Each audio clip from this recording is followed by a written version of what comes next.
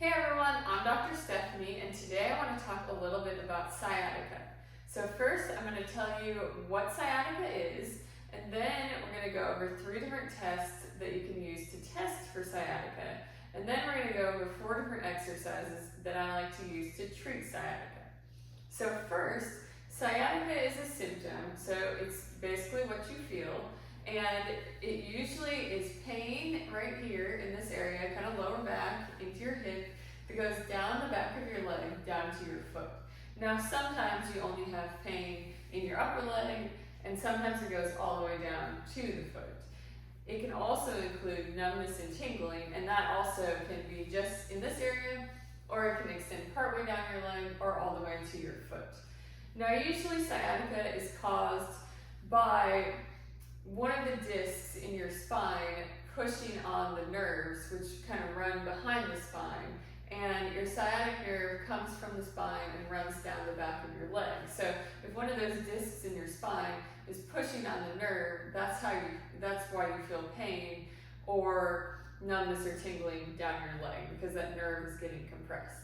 This can be caused by a herniated disc, or it can be caused by spinal stenosis, where there's just kind of not enough space where those nerves run in your spine, and that can cause some pressure on the nerve, which can cause numbness and tingling and pain down your leg.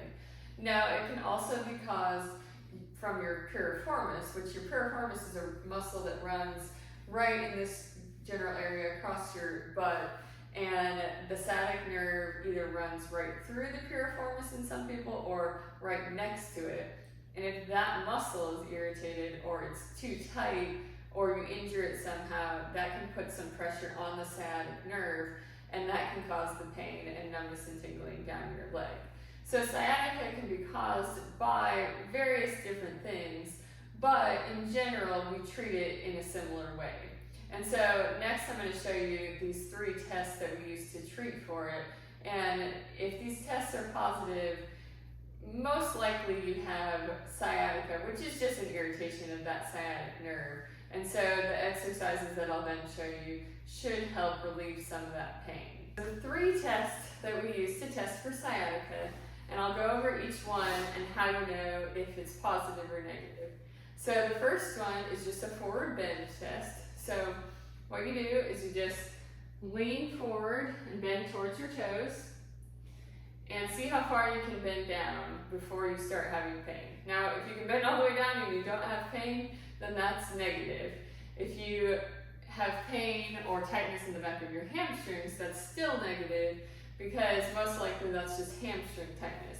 But if you have lower back pain or pain that comes from your lower back and shoots down your legs, that's positive. So you just go down and see how far you can go, and then come back up. Okay, the next test, we're going to use this box. I'm going to use this box, but you can also use a chair if you want to.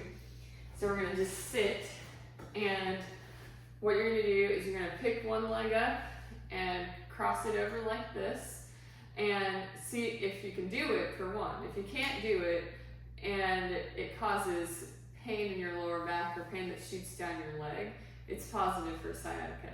Now, if you can't do it because you just feel super tight and you don't have that pain in your back or shooting pain on your leg, it's probably something else with your hip and not sciatica.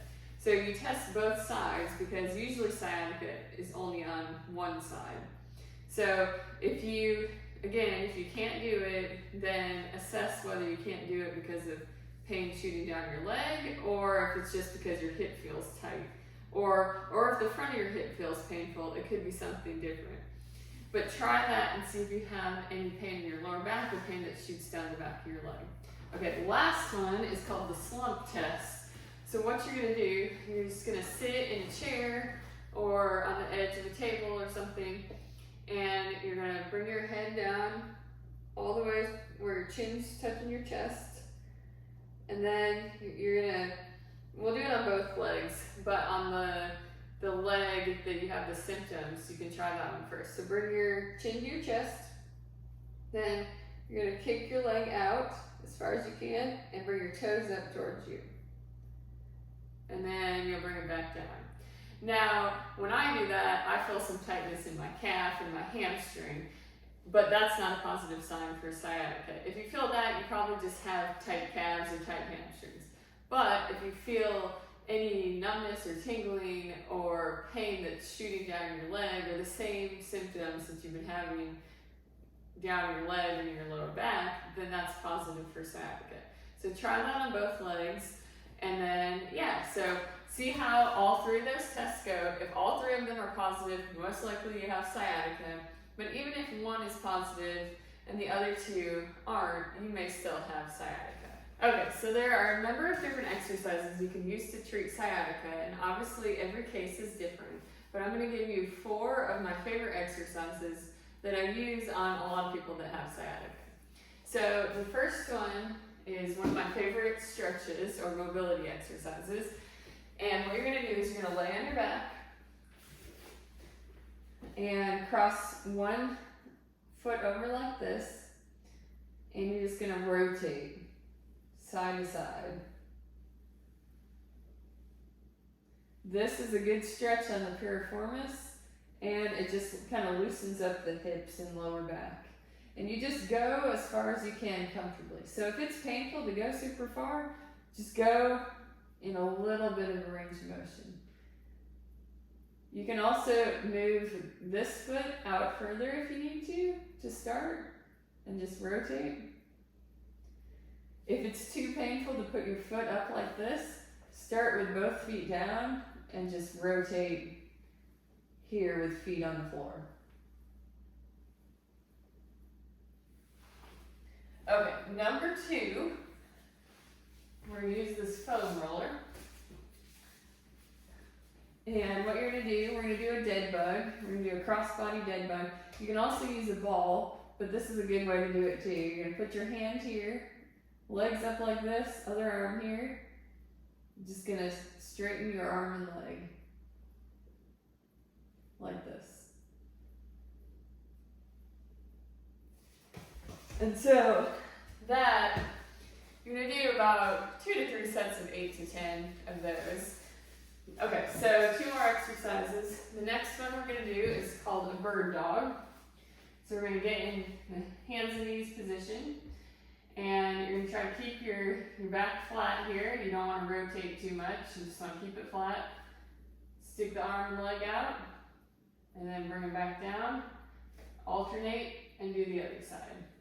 Now to make that a little bit harder, if that's too easy, you're going to bring your arm and leg out, and then bring your elbow and knee together, and bring it back out. And you want to do this nice and slow and controlled.